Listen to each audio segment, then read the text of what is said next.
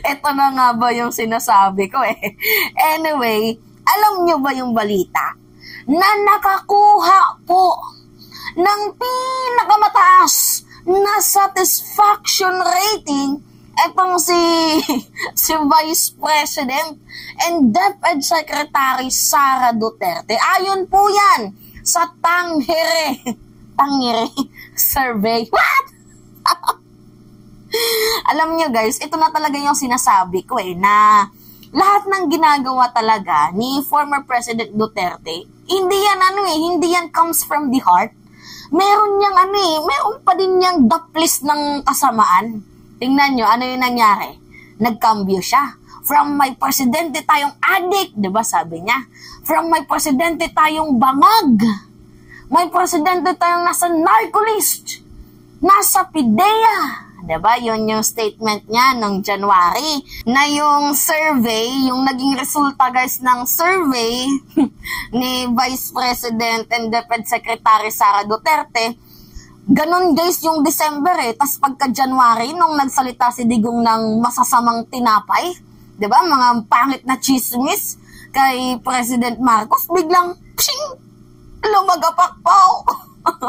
So nakita ata at na-feel ni Digong na, parang malitong ginawa ko eh.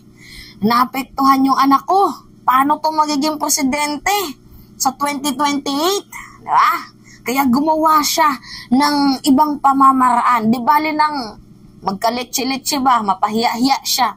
As long as naiangat niya or mabuhat niya yung bangko ni Vice President Sara Duterte. Kasi siya din naman yung naglugmok sa kanyang anak, diba? Isip siya ng paraan. Ngayon, nung prayer rally sa Cebu, 'di ba? Na dati kung mag-prayer rally si Digong, talaga nga namang galit na galit. Gustong manakit. Ang init-init. Biglang kumambyo. Ano yung sabi? Mabait daw po si President Marcos. Guys, review lang natin to para sa mga hindi nakakapanood. Kasi nga, gusto natin balikan yung mga kopong-kopong days at yung mga possible reason kung yun na nga, bakit nagkaroon ng maayos-ayos na satisfaction rating ngayon itong si Vice President Sara Duterte. So ngayon guys, ito yung sabi ni former President Duterte. Panoodin nyo Panoodin nyo.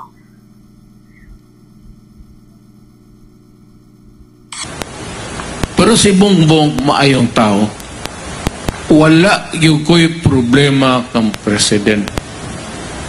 Tinuod lang, suportado na ako kay buutan. O i-compare sa ako, he is a very dignified, respectful, humble. Kasi niya ito ba? Dili pa na presidente. Mapakumbaba. Ano ba? Sabi niya, wala akong problema dyan kay Bongbong. Mabait na tao yan. Mapagkumbaba. Very humble. Kahit nung hindi pa yung presidente. Kumambyo. Diba? Tapos go for chacha na siya. Ayaw niya na din ng separation from Mindanao. Yung mga statement niya na yan, nagresulta ng kagandahan naman sa kanyang anak. Ito yung balita guys. Panoodin natin ulit. Siyempre, para mabilisan tayo, no? Ito yung sabi sa balita, yung satisfaction rating ni BP Inday.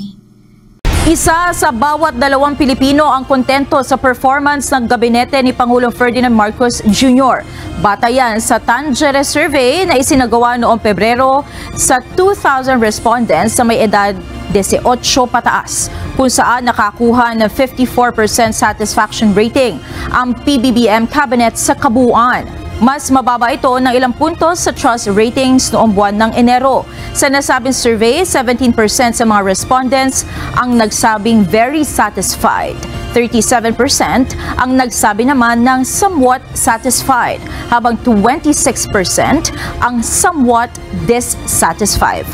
15% ang very dissatisfied at 5% ang undecided o walang masabi kung kontento sila o hindi. Samantala, nanguna naman si Vice President at Education Secretary Sara Duterte sa lahat ng cabinet secretaries na pinagkakatiwalaan sa ilalim ng PBBM administration. Okay, nangunguna daw po itong si Vice President and Deputy Secretary Sara Duterte sa pinagkakatiwalaan sa nangungunang kabinete. Kumbaga sa madaling sabi, top performing artist. Diba? Top performing artist.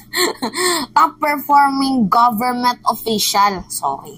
Itong si VP Inday. Kahit nakakapagtaka guys. Ayan yung sabi ng tanghire. Malamang dito sa usaping trust rating, masasabi talaga natin guys na most trusted na itong si VP Inday.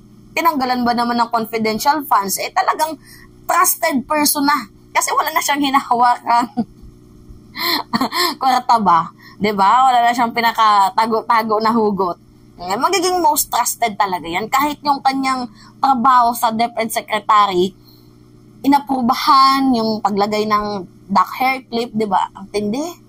Imbis na ayusin yung problema sa eskwelahan, diba? Yung kakulangan sa mga books, ayusin sana yung mga natitira pang, education material doon sa Transpac dahil nga sa unsettled payment. Yun yung sinasabi ko sa inyo, di ba? So, kahit katakataka, itong trabaho ni VP Inday at hindi mo masabi na ganyan kataas ang kanyang trust rating, wala tayong magagawa. Yan yung, yan yung sabi ng Tangere survey na kakalabas pa lang. So, para sa akin, guys, hindi naman din natin alam kung saang lupalop sila nag-interview. Hindi natin alam kung bayad ba to, may lagay ba to, may karga ba to, we do not know. Kasi, ang totoong survey talaga guys, mafe-feel nyo kapag totoo Diba? Kahit nga yung SWS, medyo pa tayo dyan Tagilid pa tayo dyan. Na kahit si President Marcos mataas sa SWS, medyo tagilid pa din tayo dyan. Kasi may times na hindi natin maipaliwanag na parang hindi makatotohanan ng kanilang survey. But, you know what guys? Survey is just a survey. That's not a matter na yun yung gawin yung basihan para sa pagboto. No guys, survey lang po yan. Kasi hindi naman po lahat ng survey totoo. Minsan ang iba, manipulated na. So, kayo pa din mga mamamayang Pilipino ang magde-decide. Tingnan nyo na mabuti ang isang kandidato. Hindi yung nakita nyo lang na binigyan lang kayo ng ayuda, pinakitaan lang kayo ng maliit na kabutihan, hindi lang nagsapatos sa loob ng classroom, nagchinelas lang, humble na agad, mabait na. Huwag kayong gano'n yung mga pakulo ng mga politician. Nasanay na kasi kayo sa ganyan Kaya kayo guys, maging mautak na kayo sa pagpili. Lalo pa tingnan mo ngayon. Uso na naman yan yung survey na top performing kahit hindi naman, diba? So, isa lang yung masasabi ko dito. Hindi ko sinasabing may karga tong Tangere survey na to. Pero ang akin lang dito, advice ko sa mamamayang Pilipino na maging mapanuoy. Maging mapadmatsyag kayo. Kung pwede niyong gayahin si Kuya Kim, matanglawin kayo. 'Di ba?